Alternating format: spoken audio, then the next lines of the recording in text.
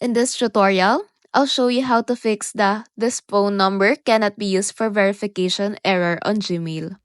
Note that this error typically means that the number has already been used too many times or there's suspicious activity detected by Google. If you encounter this error, there are many ways that you can do to fix it. First, you can turn on flight mode, enable it for a few seconds, then turn it off. After doing so, you can now restart your device and check if the issue is resolved. If this didn't work, you can switch your internet connection. If you're using Wi-Fi, try mobile data or vice versa. You can also go check for software updates. You just need to go to Settings, click General, then Software Update, and ensure your device is up to date. After updating your software, go back to the General Settings and disable your VPN. Find the VPN and device management and make sure no VPN is connected.